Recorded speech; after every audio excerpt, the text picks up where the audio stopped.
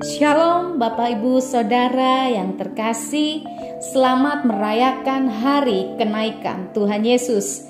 Kita percaya kenaikannya memberikan kemenangan, memberikan urapan kuasa bagi setiap kita anak-anak Tuhan.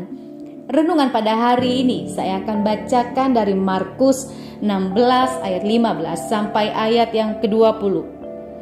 Lalu ia berkata kepada mereka, "Pergilah ke seluruh dunia, beritakanlah Injil kepada segala makhluk. Siapa yang percaya dan dibaptis akan diselamatkan, tetapi siapa yang tidak percaya akan dihukum. Tanda-tanda ini akan menyertai orang-orang yang percaya. Mereka akan mengusir setan-setan demi namaku. Mereka akan berbicara dalam bahasa-bahasa yang baru bagi mereka.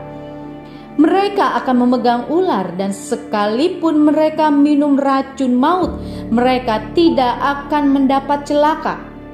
Mereka akan meletakkan tangannya atas orang sakit dan orang itu akan sembuh."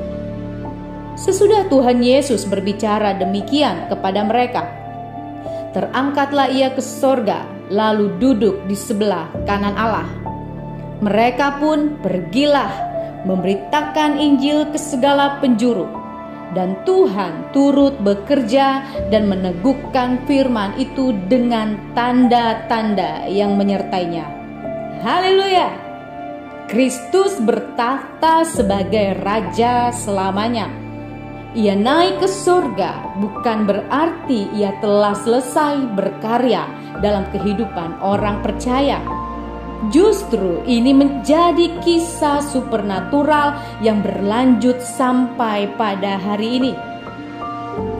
Sebelum Yesus terangkat ke surga, ia memberikan perintah kepada murid-muridnya untuk pergi memberitakan Injil ke seluruh dunia.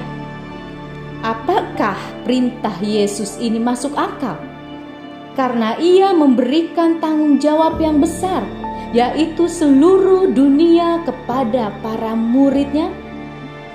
Secara manusia mungkin tidak masuk akal, tetapi disinilah nampak jelas Yesus memanggil murid-muridnya bukan untuk mempertahankan apa yang sudah mereka kerjakan, melainkan bermultiplikasi sehingga semakin banyak orang diselamatkan, orang percaya, dan semakin banyak yang diutus ke seluruh dunia. Para murid dan setiap kita tidak mengerjakan proyek ini sendirian. Tetapi dalam Matius 28 ayat yang ke-20, Tuhan Yesus berkata sebelum ia akhirnya terangkat ke sorga, "Dan ketahuilah aku menyertai kamu senantiasa sampai kepada akhir zaman." Kalimat Yesus ini bukan menjelaskan bahwa ia akan menyertai, tetapi ia sedang menyertai.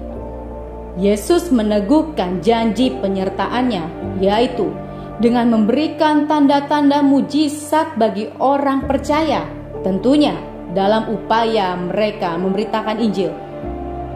Ada kuasa supernatural Allah yang bekerja di dalamnya.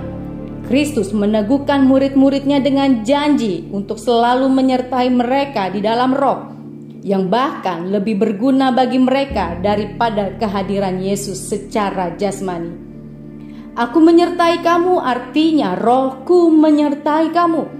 Yohanes 16 ayat 7 berkata, "Namun benar yang kukatakan ini kepadamu adalah lebih berguna bagi kamu jika aku pergi. Sebab jikalau aku tidak pergi, penghibur itu tidak akan datang kepadamu. Tetapi jikalau aku pergi, aku akan mengutus dia kepadamu."